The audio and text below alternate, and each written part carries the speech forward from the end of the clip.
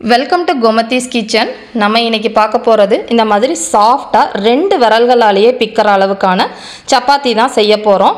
இதுக்கு நீங்கள் மாவு பிசைகிறதுலேருந்து நம்ம சப்பாத்தி கல்லில் தோசை கல்லில் போட்டு எடுக்கிற வரைக்கும் ஒரு சின்ன சின்ன டிப்ஸ் எல்லாம் நான் வீடியோ ஃபுல்லாக கொடுத்துருக்கேன். அந்த மாதிரி பண்ணிங்கன்னா உங்களாலையும் சாஃப்டாக சப்பாத்தி செய்ய முடியும். கோமதிஸ் கிச்சனை சப்ஸ்கிரைப் பண்ணாதவங்க சப்ஸ்கிரைப் பட்டனை ப்ரெஸ் பண்ணுங்கள். உடனுக்குடனே அப்டேட் வேணும்னா பக்கத்தில் இருக்க பெல் பட்டனை மறக்காமல் ப்ரெஸ் பண்ணிக்கோங்க. இதுக்கு நான் இன்றைக்கி சுஜாதா பிராண்டில் பிளெயின் கோதுமை மாவு தான் எடுத்திருக்கேன். 2 கப் கோதுமை மாவுக்கு 3/4 டேபிள் ஸ்பூன் அளவுக்கு டேபிள் சால்ட்டு சேர்த்துருக்கிறேன். அதுக்கு ஒரு 1/2 டேபிள் ஸ்பூன் அளவுக்கு நெய் சேர்த்துக்கோங்க. நெய் பிடிக்காதவங்க நீங்கள் எண்ணெய் கூட சேர்த்துக்கோங்க, ஒரு 1/2 டேபிள் ஸ்பூன். எல்லாத்தையும் இந்த மாதிரி ஃபஸ்ட்டு தண்ணி ஊற்றாமல் நல்லா எல்லா படமும் உப்பு படுற அளவுக்கு கலந்ததுக்கு அப்புறமா 2 கப் கோதுமை மாவுக்கு உங்களுக்கு 3/4 கப்லேருந்து 1 கப் அளவுக்கு உங்களுக்கு தண்ணி தேவைப்படும். சில பிராண்டு பார்த்தீங்கன்னா கொஞ்சம் தண்ணி உங்களுக்கு கூட எடுக்கும். நான் எடுத்திருக்கிற ஆசீர்வாத் பிராண்டு யூஸ் பண்ணியிருக்கிறேன். அதுக்கும் சுஜாதா பிராண்டுக்கும் உங்களுக்கு பார்த்தீங்க அப்படின்னா 2 கப்புக்கு 1 கப் தண்ணி தாராளமாக போதும். ஒரேடியாக நீங்கள் எடுத்து ஊற்றாமல் கொஞ்சம் கொஞ்சமாக ஊற்றி நீங்கள் பிசைகிறதுலையும் பார்த்தீங்க அப்படின்னா உங்களோட கை விரல்களால் நல்லா அழுத்தம் கொடுத்து மாவை நீங்கள் பிசைஞ்சு ஒன்று சேர்த்து கொண்டு வரணும். அது ஒரு டிப்ஸு.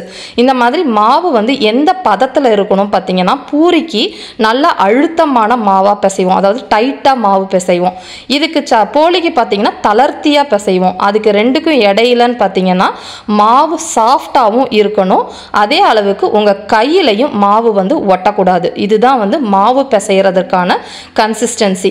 இப்போ பார்த்தீங்கன்னா மாவு உடனே நம்ம சப்பாத்தி போட போகிறோம் அப்படின்னா இந்த மாதிரி அடித்து அதே மாதிரி கொஞ்சம் நல்லா அழுத்தம் கொடுத்து பிசைஞ்சிங்க அப்படின்னா நீங்கள் 15 நிமிஷத்துலேயே சப்பாத்தி போட்டலாம். அப்படி இல்லைன்னா மாவை பிசைஞ்சிட்டு நீங்கள் ஒரு மணி நேரம் நல்லா டைட்டான பாக்ஸில் மூடி வச்சுட்டு அதுக்கப்புறம் பண்ணலாம். சப்போஸ் உங்களால் அடித்து பிசைய முடியலன்னா.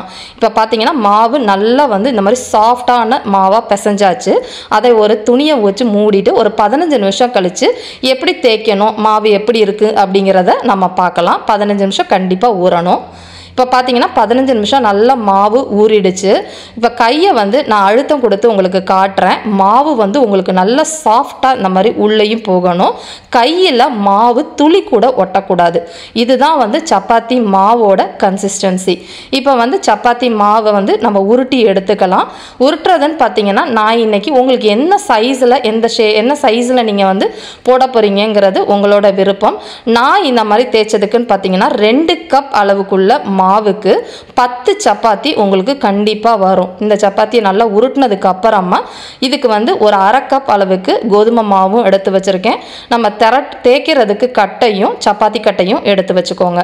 இப்போ பார்த்தீங்கன்னா நம்ம 2 சைடும் பொடி மாவால் 2 சைடும் நல்லா பொடி போட்டுட்டு அதுக்கப்புறமா நம்ம அழுத்தம் கொடுத்து மாவை திரட்டலாம். திரட்டுறதுன்னு பார்த்தீங்கன்னா ரொம்ப திக்காகவும் நீங்கள் திரட்டக்கூடாது, ரொம்ப தின்னாகவும் திரட்டக்கூடாது. திக்காக திரட்டினீங்கன்னா சப்பாத்தி சாஃப்டாக இருக்காது.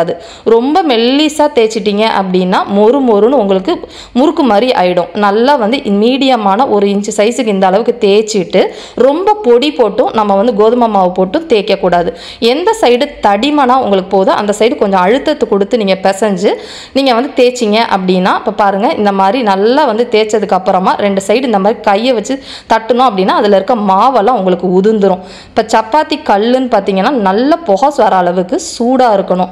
சூடாக இருக்கிற சப்பாத்தி கல்லில் மாவு நீங்கள் சப்பாத்தி சுட்டால் மட்டுமே உங்களோட சப்பாத்தி சாஃப்டாக இருக்கும். அப்படி இல்லை நீங்கள் கம்மியான தீயில் சப்பாத்தியை வேக வச்சிங்க அப்படின்னா உங்களோட சப்பாத்தி கண்டிப்பாக ஹார்டாக இருக்கும்.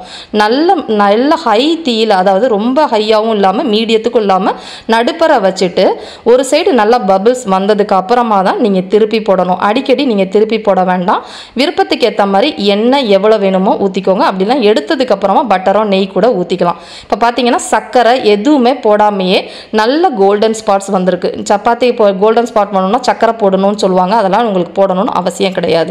இப்போ பார்த்தீங்கன்னா நல்ல ஒரு சப்பாத்திக்கு ஒரு 2 நிமிஷம் தான் ஆகும். நல்ல கோல்டன் ஸ்பாட்ஸோட நம்மளோட சாஃப்ட் சப்பாத்தி ரெடி ஆகிடுச்சு. இதே மாதிரி அளவுகளோட நீங்களும் செஞ்சு பாருங்கள். செஞ்சு பார்த்துட்டு எப்படி இருக்குங்கிறத கமெண்ட் பண்ணுங்கள். வீடியோ பிடிச்சிருந்துச்சு அப்படின்னா லைக் பண்ணுங்கள், ஷேர் பண்ணுங்கள். மறக்காமல் சேனலை சப்ஸ்கிரைப் பண்ணி வச்சுக்கோங்க. தேங்க்ஸ் ஃபார் வாட்சிங்.